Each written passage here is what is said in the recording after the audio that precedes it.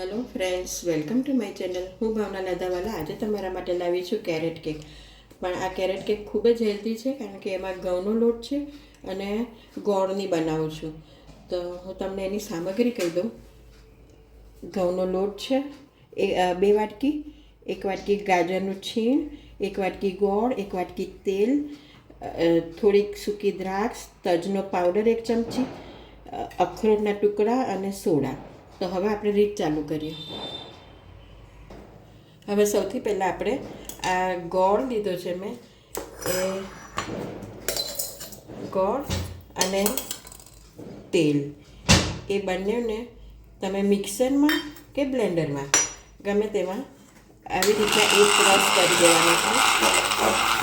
બરાબર એક રસ થઈ જાય પછી હું તમને બતાડું. હવે આપણે લોટમાં બેકિંગ સોડા નાખી દઈશું, 1/2 ચમચી, અને એને આવી રીતના મિક્સ કરી દઈએ. તજ પાવડર નાખી દઈએ. ગાજર જોડે તજ પાવડર બહુ જ સરસ લાગે છે.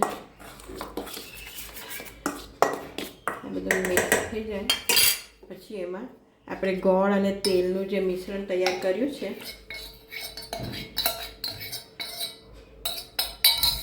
એ નાખીશું, અને 1 બાઉલ ભરીને ગાજર છીણેલા છે એ નાખી દઈશું. હવે આ બધું આપણે મિક્સ કરવાનું છે. આ બરાબર મિક્સ થઈ જાય પછી હું તમને બતાડું. જો આ આટલું એ થયું છે. હવે કન્સિસ્ટન્સી એડજસ્ટ કરવા માટે હું એમાં થોડુંક દૂધ નાખી દઉં છું. રૂમ ટેમ્પરેચરનું દૂધ હોય એવું લેવાનું છે, અને એમાં સૂકી દ્રાક્ષ નાખી દઉં છું.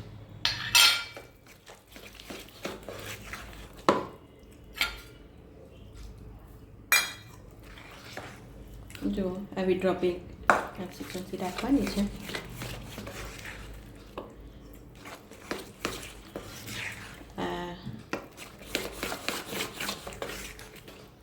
આવું ખીરું તૈયાર થઈ જાય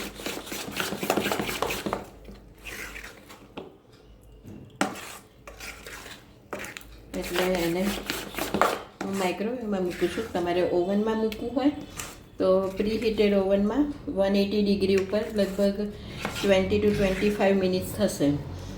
અને તમારે ગેસ ઉપર તપેલામાં મૂકવું હશે તો એ પણ ધીમા તાપે મીડિયમ ગેસ ઉપર અડધો કલાકે થશે. અને આ માઇક્રોવેવમાં મેં માઇક્રોવેવ પ્રૂફ બાઉલ લીધો છે ને, ઉપરની બટર પેપર લગાડ્યું છે, અને એમાં ખીરું નાખી દઉં છું.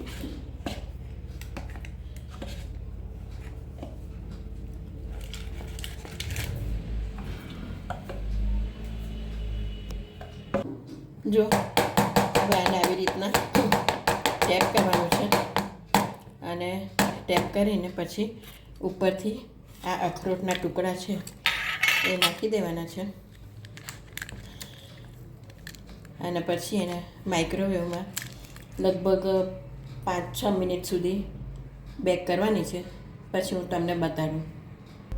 જુઓ 5 મિનિટ મેં માઇક્રોવેવમાં કૂક કર્યું હતું તો બહુ જ સરસ આપણી સોફ્ટ ગાજરની કેક તૈયાર થઈ ગઈ છે. હવે આપણે એનું બટર પેપર કાઢી નાખીશું. તમે જોઈ શકો છો કે આ બહુ જ સરસ સોફ્ટ કેક તૈયાર થઈ છે. હું તમને કટ કરીને બતાડું.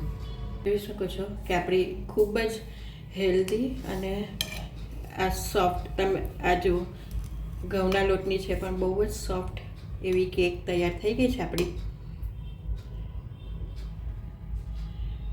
તો તમે આ નક્કી ટ્રાય કરજો.